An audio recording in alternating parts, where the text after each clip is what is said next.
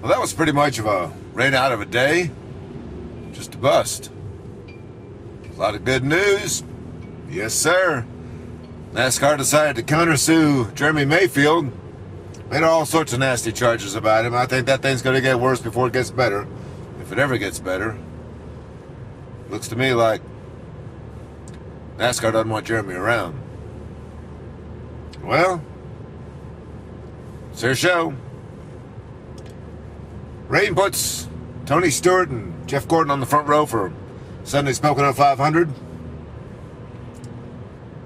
And that's going to be a 500-mile race that starts at 2 p.m. East Coast time. Whew. A lot of drivers would like to see this thing a lot shorter. It goes on and on and on. We talked to Joey Logano some this morning. He's never seen this place before. Didn't get much practice today except in a rental car. He says that front straightaway, the one that's about 3,000 feet, the longest in NASCAR, that's something else.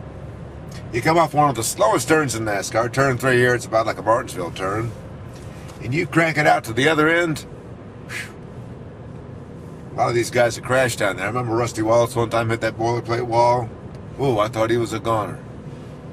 He bounced back. Jeff Gordon said one of the hardest hits he ever took in his career was right here. Of course, he said that one last week at Dover was one of the top 5, too. He wasn't very pleased about that. Jeff Gordon. That crash put him in a hole at Dover, and Tony Stewart took the points lead. So he's on the pole for the start of Sunday's 500. But is there going to be anybody here? What's going on? We're driving around the racetrack, and these fields, they're vacant. Used to be campers all over the place. This used to be, you talk about a Woodstock, this was a Grateful Dead type Woodstock.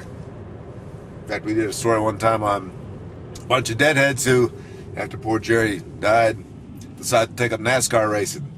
They toured the country with their buses and their loudspeakers. They might have seen the race every now and then, but most of the time they were just being good deadheads. Big Bear Country. Need something going on up here.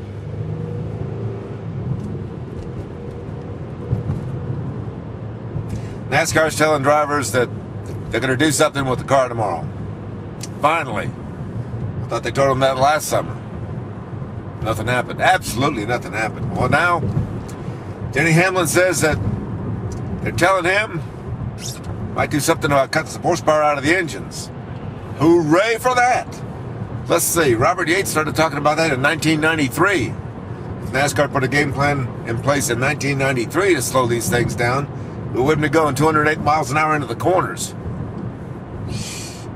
Sometimes NASCAR baffles me. The Carl Long case, the Jeremy Mayfield case. Hey, but on the plus side, double file restarts. That's going to be some good racing there. A lot of the drivers are trying to figure out how to snake the rule and make it work to their advantage. Kyle Busch says that's going to be fun. You know there are going to be some problems. Hey, something to write about. It's a good idea. Puts all the guys that are supposed to be racing against each other, the leaders, the guys a lap down trying to get a lap back, all the people that should be racing each other are going to be racing each other, not racing all the other guys that they shouldn't be racing. There are a couple of quirks. This idea about giving all the guys a lap down, a full lap back, I'm not so sure if that's not socialized racing. Sort of like extending the lucky dog rule to include anybody that's a lap down if they happen to be in the right spot at the right time. But, hey, the leader gets some clean air, and with these cars, they need some clean air. My question, NASCAR slows these cars down how? Restrictor plates? Sounds easy to me. Try it at least on a Monday. Make some chassis changes too.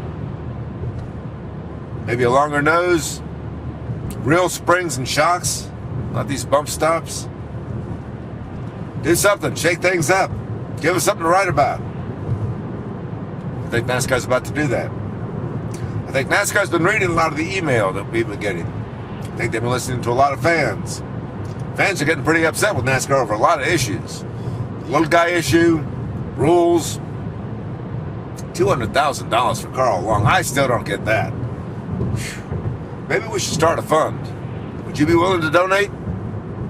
Of course, the money does go to NASCAR, and I'm not sure where it goes. Rudin Smith said, might want to do an audit on that thing and see where all that money does go. I think it goes to charity, but hey, it's not my sport. I'm just looking to play the game. And there's some good news from Indianapolis. Sort of. Tony Stewart says, and he was a member of the test up there, 9 guys were tested for Goodyear. Their 6th test, 1,200 laps this week alone.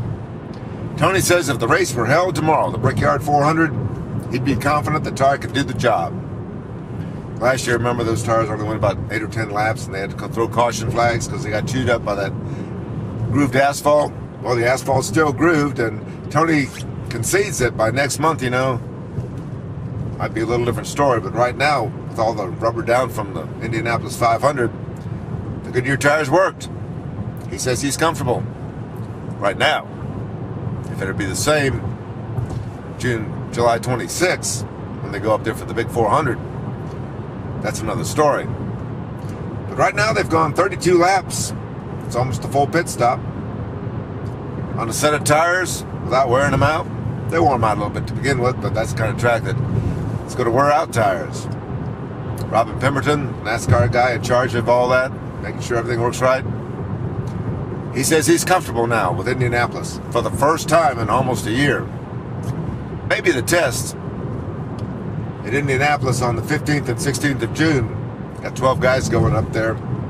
Maybe that test will confirm what people are saying this week. Goodyear finally has a good tire for the Brickyard 400. That'd be some good news. Good news, bad news, good news, bad news. At least we got some news to talk about. Mike Mulhern, Pocono Friday, from MikeMulhern.net.